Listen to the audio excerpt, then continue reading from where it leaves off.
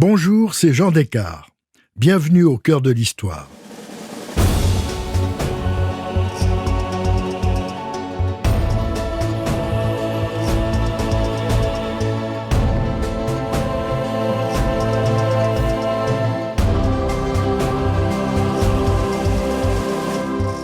Dans ce nouvel épisode en 2 parties de notre série sur les grandes énigmes de l'histoire, je lève le voile sur la vie et la mort mystérieuse d'un souverain de la fin du XIXe siècle qui n'aimait pas son époque et fit tout ce qu'il pouvait pour vivre dans des temps révolus.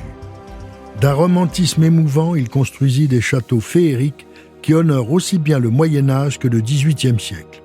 Ces fantastiques rêves de pierre, de marbre et d'or sont devenus une destination touristique parmi les plus appréciées d'Europe. Seconde partie, le roi construit ses rêves. Alors que le roi est démoralisé par le départ forcé de Richard Wagner, une de ses cousines, Sophie Charlotte de Wittelsbach, lui fait savoir qu'elle aussi est profondément navrée de l'expulsion du musicien. La fraîcheur de ses 17 ans, sa tournure élégante et sa grâce enchantent les Munichois. Jusqu'à présent, il n'y avait pas entre elle et son royal cousin cette attirance secrète, cette compréhension silencieuse ou à peine murmurée qu'on trouve entre le roi et la sœur aînée de Sophie, Élisabeth, dite Sissi, la sublime impératrice d'Autriche. Mais soudain, alors que Wagner a été chassé et banni à l'unanimité, Sophie est la seule à prendre sa défense et montre somme toute qu'elle aimait la musique du compositeur. D'abord étonné, Louis, éperdu de reconnaissance, commence à regarder sa cousine avec intérêt. Au piano, elle joue les œuvres de l'ami expulsé. Ensemble, les cousins étudient les livrets d'opéra, passent des heures à en réciter les rôles, parlent longtemps du retour de Wagner dont ils ne peuvent douter. Une complicité inattendue les unit. Jusqu'alors, le prince, puis le roi, a été insensible au charme féminin. En réalité, au comble du désarroi, il fait un double transfert. D'une part, Sophie ressemble à sa sœur Sissi, dont l'indépendance le fascine. D'autre part, Sophie devient une héroïne wagnérienne qu'il surnomme Elsa, tandis que lui-même se baptise Siegfried. Autrement dit, l'idéal féminin de Louis II est une héroïne wagnérienne qui ressemble à Sissi.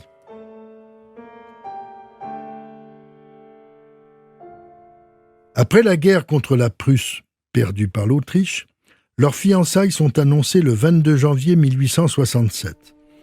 Le palais de la résidence valse au son de la légèreté viennoise de Johann Strauss fils. Mais quel étrange fiancé! Il débarque dans sa famille à 6 heures du matin pour demander sa main, puis disparaît. Il fait faire sa cour par un aide de camp, déclame des poèmes à la malheureuse inquiète de ce jeu théâtral. Sissi est très inquiète de cette mise en scène artificielle et se dit consternée d'apprendre que les fiancés n'ont même pas échangé le moindre baiser. À l'idée d'embrasser Sophie, Louis II a même failli s'évanouir. Il y a pire, à plusieurs reprises, il a fait rouler dans Munich un lourd carrosse vide tiré par 6 chevaux blancs. La triste vérité apparaît. À défaut de vivre ses noces, le roi les met en scène. Il ne voit pas Sophie comme une femme, mais comme un personnage d'opéra. Rapidement, la rumeur souligne que le souverain n'est sensible qu'à la beauté masculine. Certains assurent qu'il serait vierge. Cette mise en scène ne dure pas longtemps. Les fiançailles sont rompues, la famille est scandalisée. Louis II a un nouvel écuyer, Richard Hornig, blond, athlétique, et c'est avec lui qu'il se rendra à Paris pour visiter l'exposition universelle de 1867. À la malheureuse Sophie, il écrit ce pitoyable message. J'ai agi avec la ferme conviction que tout aboutirait à une solution satisfaisante. À présent, j'ai eu le temps d'éprouver mes sentiments et de réfléchir à la situation et je sais qu'il y aura toujours, enraciné au plus profond de mon âme, un amour fraternel, véritable et fidèle. Et si vous n'êtes pas mariés dans 1 an, je vous épouserai quand même, bien entendu si vous en aviez encore le désir. Sophie ne répondra pas à ce pathétique projet. Elle épousera un petit-fils de Louis-Philippe, le duc d'Alençon, et périra, admirable et sacrifiée, à Paris, dans l'incendie du bazar de la Charité, le 4 mai 1897. La population bavaroise est très déçue car il n'y aura pas de reine de Bavière. À Vienne, François-Joseph et Sissi sont furieux, mais le pire est la réaction munichoise. Pour Louis II, la ville, une fois de plus, lui est hostile entre des commentaires presque obscènes et la déception des 1000 couples qui, selon la tradition, auraient été mariés gratuitement le jour des noces du souverain.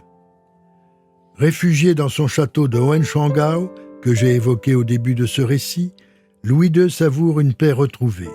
Il écrit « Tout est paisible ici. Ce silence si stimulant, alors que dans le bruit du monde, je suis si malheureux. » Il lève les yeux vers les éperons rocheux où s'accrochent des ruines enneigées et fantomatiques. Le roi commence à édifier en songe sa plus grande œuvre. Le premier château construit par Louis II est le plus célèbre, Neuschwanstein, littéralement la nouvelle pierre du cygne, est une impressionnante masse grise, hérissée de tours et de pinacles à environ 1000 mètres d'altitude, proche de la frontière autrichienne. Il symbolise à lui seul les constructions du roi par le choix du site, spectaculaire, grandiose. Il est devenu l'emblème touristique de la Haute-Bavière, de 18 000 visiteurs annuels en 1886 à plus de 30 millions en dehors de la crise sanitaire. C'est un véritable conte de fées. Quel Victor Hugo, quel Gustave Doré en pleine inspiration débridée a imaginé cette forteresse médiévale? Tout simplement un décorateur de théâtre.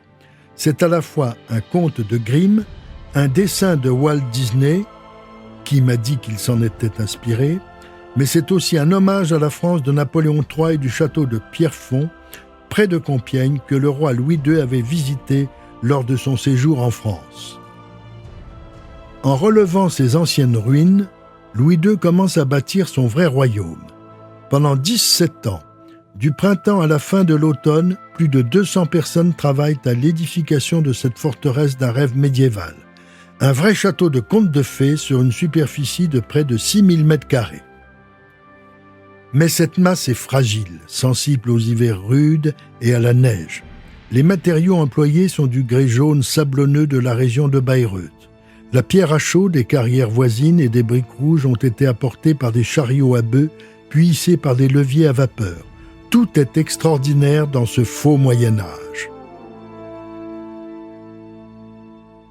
Le roi y vit presque seul avec une petite garnison et un confort très moderne, électricité et téléphone dans certaines pièces. Le mobilier se veut médiéval, mais chez Louis II de Bavière, les châteaux sont des machines à voyager dans le temps.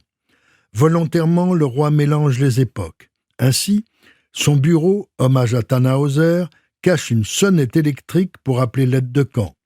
Pour favoriser le rêve médiéval, la technique doit rester invisible. Et comment ne pas être fasciné par la fausse grotte qui sépare le grand salon du cabinet de travail? On est au XIXe siècle, on entre dans une cavité de faux rochers, mais qui donne une parfaite illusion, et on ressort 3 mètres plus loin dans un faux XIIIe siècle. Le roi joue avec les époques, il est le maître du temps. La cuisine de ce château est d'un modernisme inouï pour l'époque, avec eau courante chaude et froide, chauffe-plat, vivier pour les poissons, rôtisserie, monte-table. Chez Louis II, le rêve doit être confortable comme au théâtre. Il y a même une salle des maîtres chanteurs, mais Wagner le proscrit n'y est jamais venu. À partir de 1870, de plus en plus déçu par la politique et l'insolence de l'Empire allemand proclamé à Versailles, Louis II change d'époque. Il se déplace dans le temps.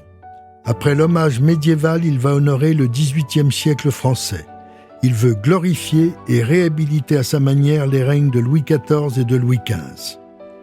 Dans une vallée proche du célèbre village d'Oberammergau, réputé pour ses maisons peintes, le roi fait construire une sorte de petit Trianon remanié et assez chargé au milieu d'un parc de 30 hectares.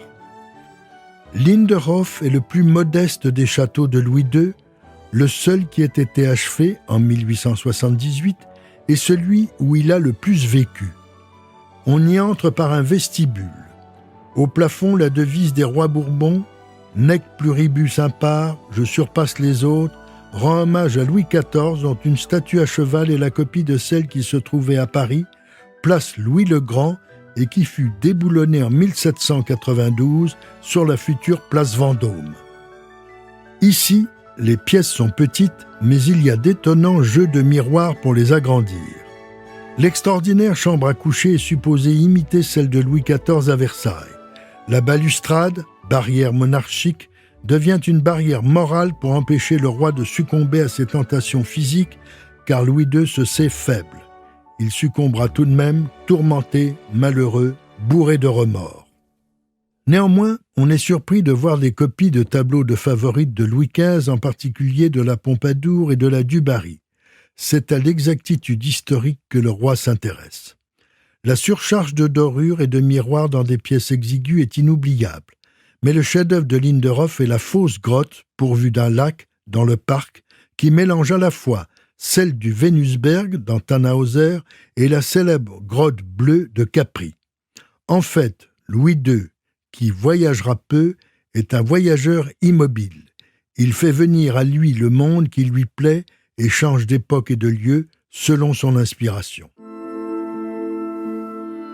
Le dernier château construit par Louis II au sud-est de Munich en direction de Salzbourg est un Versailles bavarois édifié de 1878 à 1886 et inachevé. La ressemblance de Herrenchiemsee avec l'original est frappante, mais le roi continue de rendre ses rêves peu accessibles. Cet ultime château est au milieu d'un lac, le plus grand de Bavière, surnommé la mer bavaroise, où les tempêtes ne sont pas rares. Ici encore, Louis II joue avec le temps, change d'époque avec une précision maniaque. Il invente une galerie des glaces plus longue de 5 mètres que l'original, mais qui se veut une copie fidèle.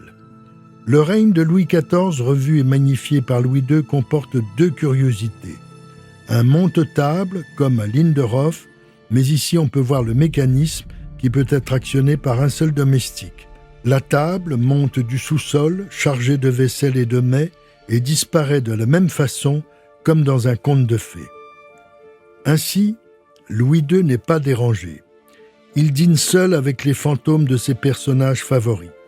Enfin, un bassin en marbre de 7 mètres de diamètre et de 1,70 m de profondeur constitue une salle de bain circulaire en marbre sous la surveillance de Vénus. C'est l'un des mystères de la fin du XIXe siècle.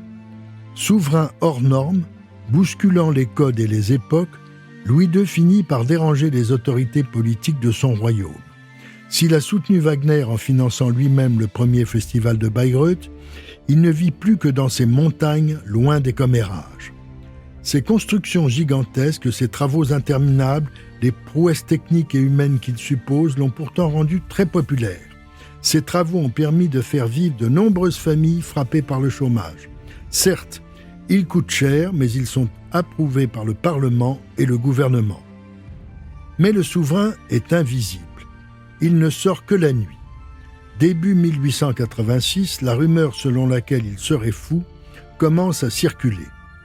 Un aliéniste réputé, le docteur von Guden, qui connaît bien le roi et dirige l'asile psychiatrique de Munich, est chargé d'une expertise. Sans l'avoir examiné, il conclut le 8 juin à la paranoïa. Informé, Bismarck juge que ce rapport est suspect et suggère à Louis II de se montrer à Munich. Mais rien n'y fait. L'absence du roi est à la fois sa protection et sa faiblesse. Un de ses oncles, le prince Luitpold, accepte alors la déposition de son neveu et de présider un conseil de régence. C'est à 4 heures du matin, le 8 juin, à la suite d'un complot que le souverain est arrêté à Neuschwanstein. Il n'a pas voulu se défendre ni que la garde se batte pour lui. Lorsqu'il reconnaît le docteur von Guden, il lui demande combien de temps il sera sous surveillance. Le médecin répond « Au moins 1 année, sire ». Louis II, très calme, mais avec ironie, « Bien, cela ira certainement plus vite. Il est si facile de supprimer quelqu'un. » Transféré au château de Berg, au bord du lac de Starnberg, il est calme, indifférent aux infirmiers et gendarmes qui l'entourent. Au milieu de ce lac se trouve une petite île où, du temps de leur adolescence, les 2 cousins, Sissi et Louis se retrouvaient ou se laissaient des messages sous les noms de l'Aigle et la Colombe. Quelques jours après son arrivée en détention, le dimanche 13 juin 1886, Louis II veut entendre la messe de la Pentecôte au village. On lui refuse cette permission, ce qui le contrarie. Les psychiatres parlent d'une guérison possible.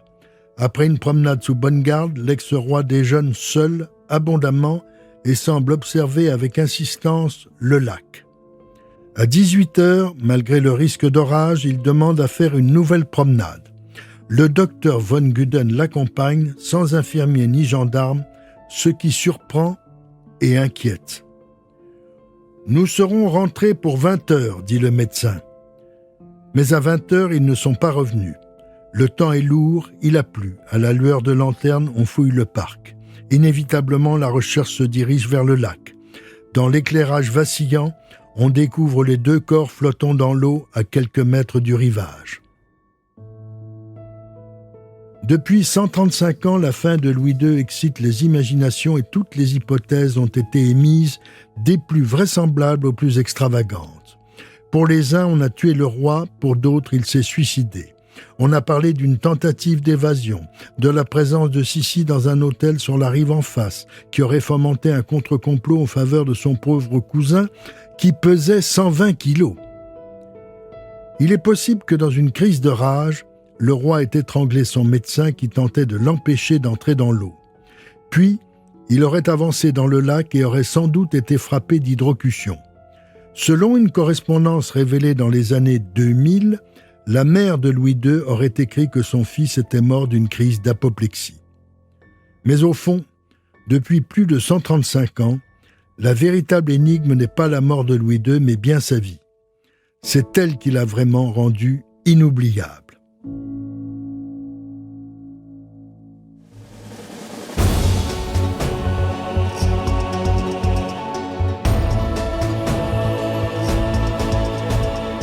Si cette plongée dans l'histoire vous a plu, n'hésitez pas à en parler autour de vous et à me laisser vos commentaires sur le groupe Facebook de l'émission. Je vous dis à bientôt pour un nouvel épisode de Au cœur de l'histoire. Au cœur de l'histoire est un podcast Europe 1 Studio. Il est écrit et présenté par Jean Descartes. Cet épisode a été réalisé par Jean-François Bussière. Pour ne rater aucun épisode, abonnez-vous sur Apple Podcast ou vos plateformes habituelles d'écoute. Ressources bibliographiques. Louis II de Bavière ou Hamlet roi par Guy de Pourtalès, édition Gallimard, 1928. Louis II de Bavière par Jacques Bainville, édition Fayard, réédition de 1964. Louis II de Bavière ou Le Roi foudroyé par Jean Descartes, édition Perrin, 1975.